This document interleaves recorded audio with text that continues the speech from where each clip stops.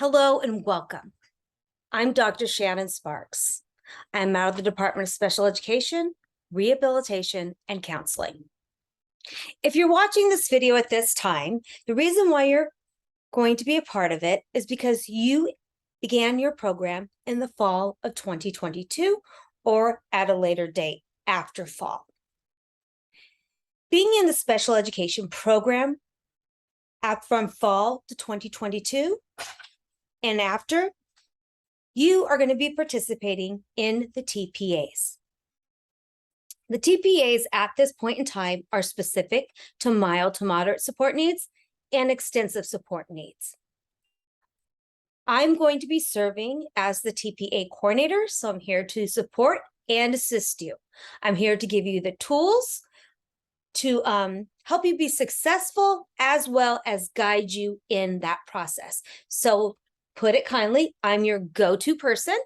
And if you have any questions or concerns, the whole purpose of this video is to give you the resource and the tools, but ultimately we're still going to be having sessions throughout your program to discuss the expectations, where you kind of are at.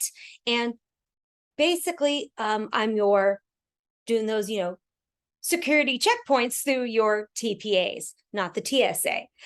So at this time, I'm going to go ahead and discuss a little bit about the TPAs and what those will look like. Just understand that starting in fall 2022, there was a new credential structure for early childhood special education to serve students birth to kindergarten, not birth to pre-K, but there are no TPAs at this time for early childhood special education. And then look at the mild to moderate support needs. It changed. So now you have universal TPs for mild to moderate, as well as specific to mild moderate. And extensive support needs also align with the universal TPEs and extensive support needs. Just know that when you do take the TPAs, more than likely you're going to be taking them during your last semester of internship or your student teaching fieldwork experience. Know that the TPEs and the TPAs are interwoven into your coursework. So you will be prepared to be able to show and demonstrate that you understand, you've gotten the competencies, the teaching competencies in order to be successful, to deliver a lesson, use tools and strategies, to work with small groups of students. And I'll go into that a little bit more specific, but just know that I will provide you with the resources and tools, the handbooks, all of that good stuff as we go along. So just be patient with yourself. And what I'm going to go ahead and do is share my screen with you, a little bit of a PowerPoint to go over the Cal TPAs.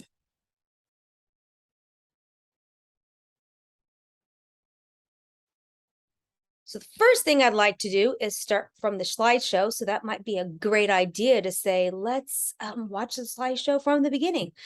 So preparing for the Ed Specialist Cal TPAs. You already know I'm Dr. Shannon Sparks. There are two cycles in the Cal TPAs, cycle 1 and cycle 2. Just know that your student teaching experience is one experience for 15 weeks. And if you're doing internship, you have over 4 semesters. So we can kind of decide what that will look like for you. Now, when it comes to our expectations for your instructors, your university supervisors, as well as your master teachers, everyone has been well informed of the new credential structure, these changes, and I'll provide you with the tools to be able to give to them. If there's any worksheets like videotaping to access and get that permission. You will also have handbooks. You will, what I want to say is you will be adequately prepared. And that's why I'm recording this video so far in advance, because I want you to be so successful. And our plan is to be proactive and not reactive. That is my biggest thing. That's all about positive behavior supports. And my thing is to make sure that you guys are all adequately prepared. Special education program faculty have been trained. Your university supervisors have been trained. And now I'm making sure that I'm disseminating and sharing this evidence with you as well. I don't want to repeat myself here, but like I said, it's only for mild to moderate support needs or extensive support needs. Early childhood at this time is not included in the TPAs, but I do not foresee that. I can foresee that happening soon. So there are some changes happening. So how are cycles 1 and 2 similar and different? As you can see, cycle 1 focuses on English language arts or math. You can see that you're focusing on getting to know your students, you're learning about your students, and you're planning instruction. You're recording a lesson. You're utilizing 3 focused students with an IEP. I'm going to make sure I move this out of the way so you can see the full screen. And then the focus for cycle 2 is either ELA or math, and it's assessment-driven instruction. So when you think of assessment-driven instruction, that goes into your assessments and rubrics. How are you assessing your learners? Are you using informal, formal assessments? Are students using self-assessments? And then students also are using educational technology.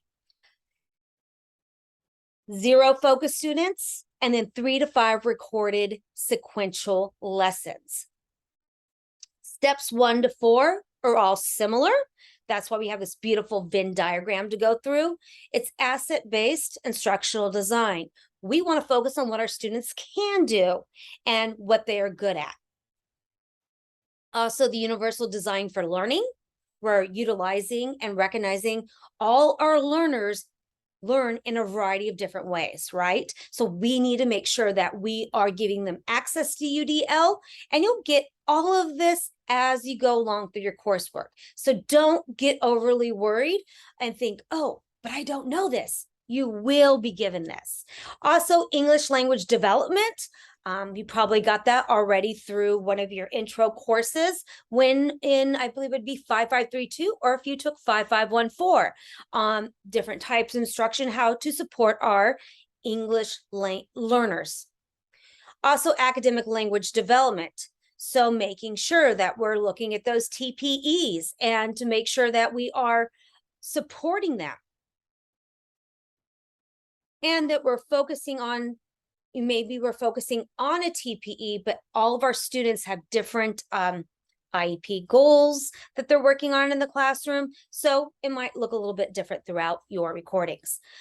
Students must do ELA for one cycle and math for the other. They can decide on which one they like to start with. So just know you have a little bit of flexibility in that area. Now, there are 4 steps for each cycle, and you saw in that Venn diagram that you have to plan, you're going to be teaching and assessing, you're next going to be reflecting, and then you're going to be applying. So when you go through this, and I'm probably going to jump ahead of myself, you're really getting to know your students, you're getting to know your diverse learners in the classroom, then you're going to teach that lesson to them. You're going to focus on a specific ELA or math, and then you're going to assess their knowledge of that content you delivered. You should be getting lesson plan development in probably your intro class in 5530 or one of your other courses that is specific, maybe a methods course that is specific to the credential area you are in. So you're going to know how to deliver that lesson and also assess your students' knowledge on that lesson that you delivered. And we're constantly doing that. That just makes a really great teacher, right? You teach a lesson, you assess your students, and then good teachers, step 3, they all reflect. That's what I always did as a teacher. I'd have to go back and I'd be like, oh my goodness, like if I went back and I taught it this way, maybe so-and-so would have gotten it. Maybe Marissa would have understood it better. Or maybe Jonathan would have been able to answer that question. So you're really reflecting like what went well, what could have been improved, and then you're going to apply it. So there's specific instructions on how to do this throughout the handbook and how you're going to apply it. They give you some different options on how to do that. If you're going to re-record it, there's audio options. So there's a lot of flexibility to be able to demonstrate this. And I know it might feel overwhelming, but really you're just showing us. And if you're in student teaching, you're in internship, you should be able to do this. This really should probably be, I'm not going to say breeze, because when you say breeze, it's like, oh, it's whatever. It's not. It's still something you have to turn in. It's something you have to do. But just know that you will have those tools, because when our special education program faculty got together, we really wanted to make sure that everything was clear and concrete and woven throughout your coursework at CSUSB. So there are webinars that are provided. There are different links. I will provide those to you as well. To be able to support you if you'd like to watch specifically what each cycle is about. I made sure that I attended these sessions so that I could support you in the process as well.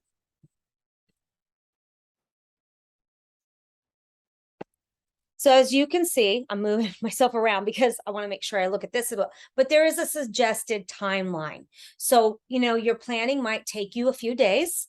You might be able to do step 1 in 1 to 2 weeks, step 2, 1 to 2 weeks, and then step 3 and 4 might really take between 2 to 5 days. And then finalizing and submitting that might take 2 to 5 days. So if we really look at this all together, that might be 9 weeks maybe in total. And then you would do step 2, cycle 2, not step 2. So that's just a little bit of a timeline or suggestion. This does not mean that this is exactly how you have to do it. This was just based on what other CSUs were doing in their multiple subject programs, because multiple subject and multiple and single subject have been doing TPAs for such a long time. So this is just based on a timeline to support you. Now, the same really goes for cycle 2. You can see it could take 2, 4, 6. And you know that during your student teaching experience that it's about a 15-week experience. So my suggestion, and to be proactive, is really start planning ahead. Maybe during one of your methods courses at CSUSB, your methods 2 might be your last semester before you begin your student teaching experience, is that you really start thinking about cycle 1. And I will also provide resources, send out emails on how to register for the Cal TPAs and to make sure that you are on target. But we do have a little bit of flexibility and time at this moment. So what are our expectations? Let's just start with university supervisors, as well as for your coaches, your instructors during your experience. The overall, it's a team approach, right? We all work together. We're all in this together. You never want to think, and I know when I teach, I always am trying to be really clear that it takes a team. You're going to be going to a school. You're going to be working with multiple people. We all are in this together. Can't work independently. I mean, there is a time and place for that, but ultimately you're supposed to support one another, because when you go into the classroom, you're going to be working with everybody. It's not just going to be you. I mean, you might be alone in your classroom, but more than likely you're probably going to have an aide in the classroom. You might have the speech therapist come in to grab one of your kiddos. You might have an OT or a PT. You are working with your students and having them being included in the general education setting. So you're going to be dealing with a lot of things. So as an instructor, I know that throughout my coursework, when I'm teaching a course, that Many of these foundations and everything will be taught in your methods courses. So this will be prior methods 1 and a methods 2. And really just, I will go through the instructional cycles with you, just like I have had done today.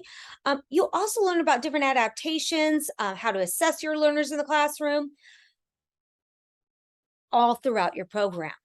So if you're specific to mild, moderate support needs and extensive support needs, I will just give an example.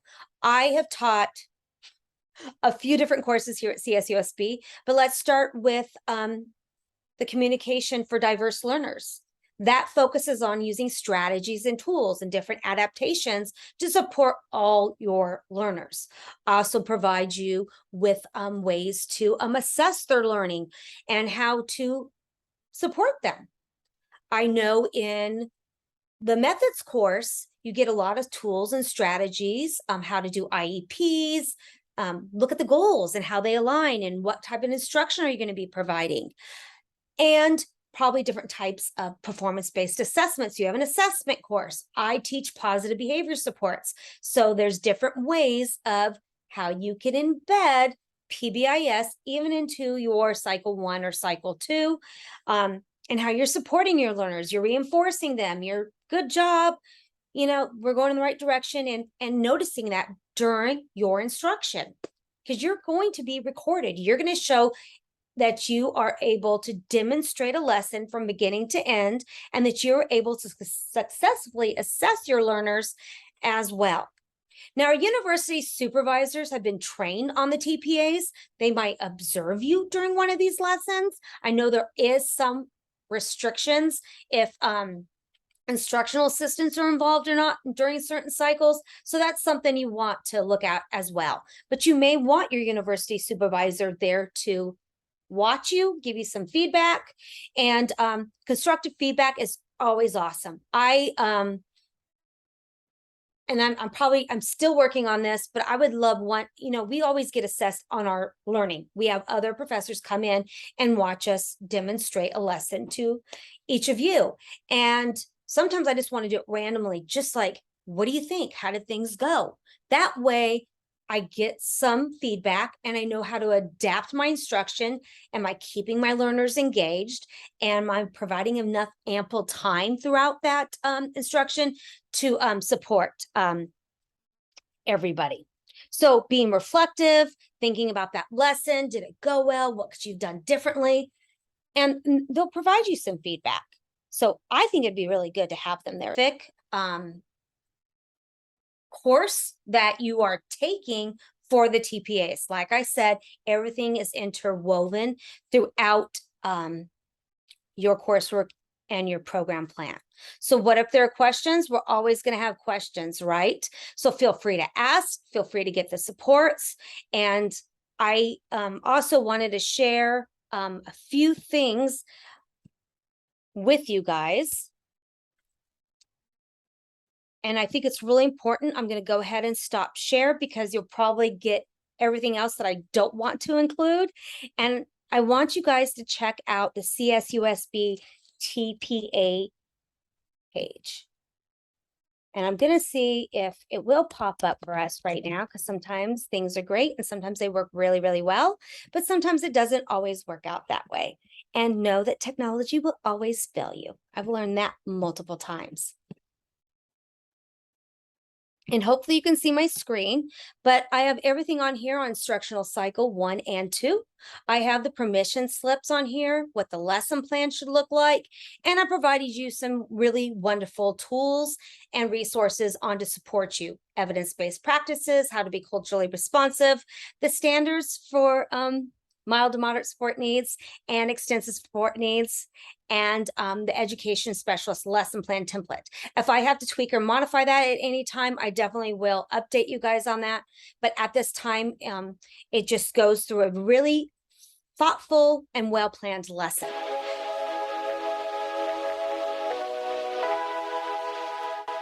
Performance assessments that you will be taking.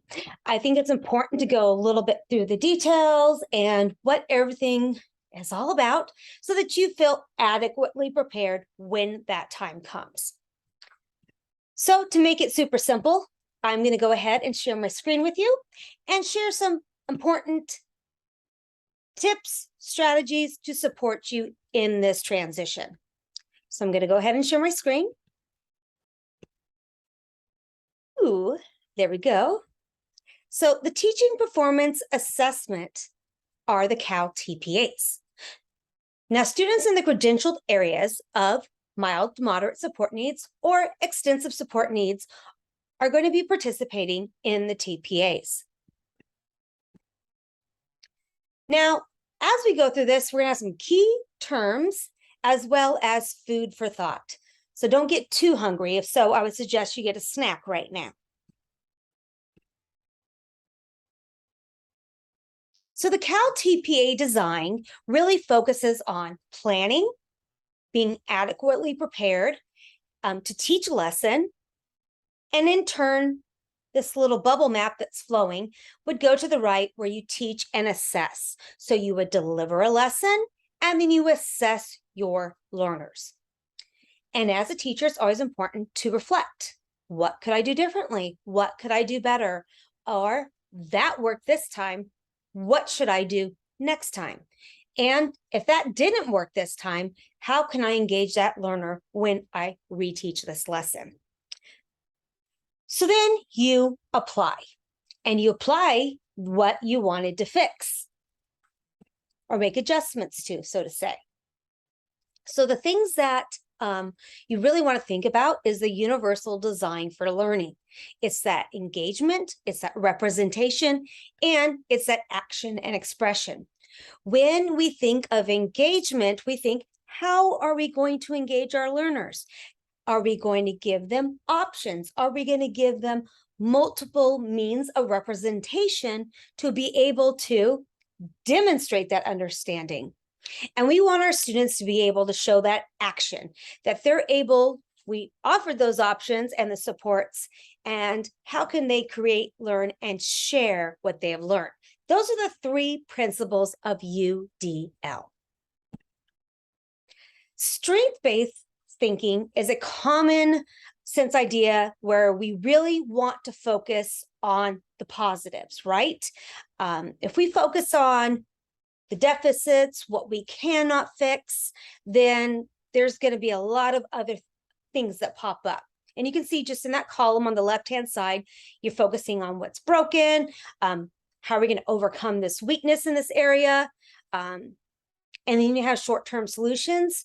And then you also go back to highlighting those failures. So the strength-based way of thinking is really focusing on what's working. We are really looking at the possibilities. It's positive. It's just like when you do your IEPs. Do you go in and say what the student cannot do? Or do you say what the student can do? I know as a parent, and I go into a meeting, I want to hear what my child can do, not what he can't do.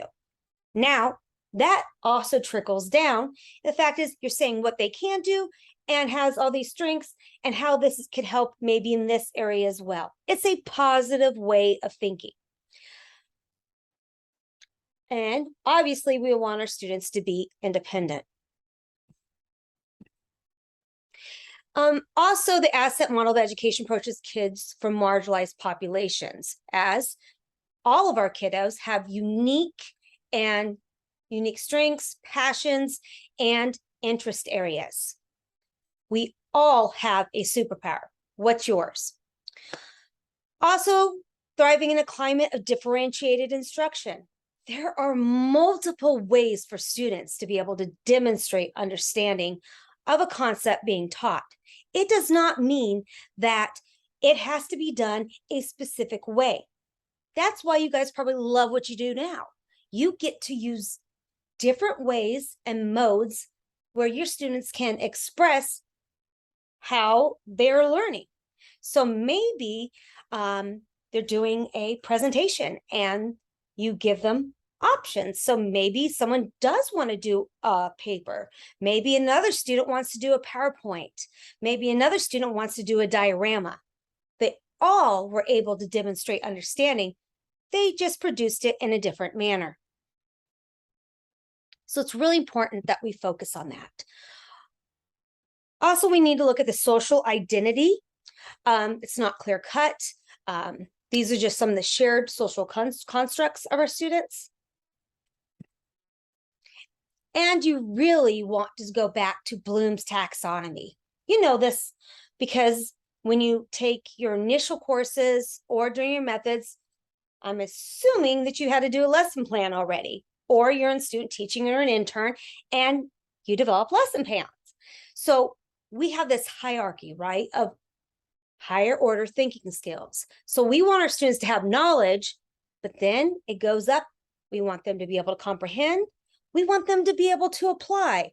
Then we want them to be able to analyze, synthesis, and then evaluation.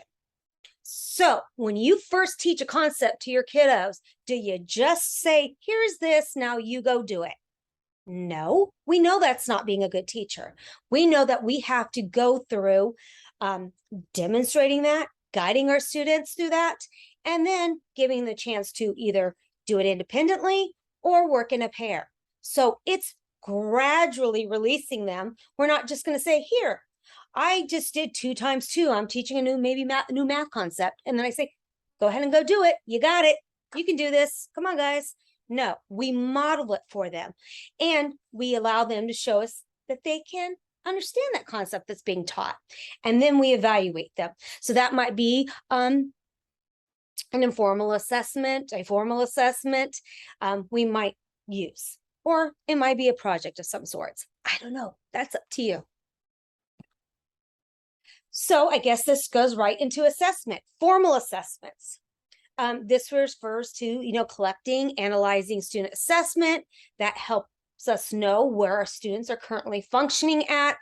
And it allows us to really look at our instruction and then provide that detailed feedback. Maybe it's content specific to our learning goal, or maybe with an English language development goal. We want to make sure that we're looking and evaluating them and seeing what we can do to support them or reteach so they can master that concept. Informal assessment might be just observing and documenting students' learning. That could just be simple as in just the instruction to provide in-the-moment feedback to students while you're teaching. A great way of doing that might just be having your students and maybe I'm thinking of little kiddos right now. I guess we did use this in high school. It really depends on the population of students you're working with. They have a little whiteboard and we do something on the board and then they show me what they got. Just a little informal. I do a little glance around the classroom to see, okay, you know what? Half the class is getting it. Now it's time for me to go back, because if they're not all getting it, maybe I need to go back and reteach this. And then student self-assessment. Sometimes students can look at their own work. Looking just as simply as I remember, and I think they even did this in a college setting when I went, you had to pass your paper to the person behind you and they graded it for you versus the teacher. And then you could go back and correct it. How much easier was that for me versus handing it to the teacher and then I messed up on all of it? It was so embarrassing. But you might have also seen that some of your students self-assess when you do a presentation in the class and give you feedback. Constructive feedback is the greatest. So that's that in a nutshell. I just wanted to share a little bit with you about what that looks like. I will also go ahead and share the lesson plan format and what that looks like. I think that should already be on the CSUSB website. So that should be fun and exciting. If you have any questions, please feel free to reach out to me at shannon.sparks@csusb.edu. Thank you and have a great day.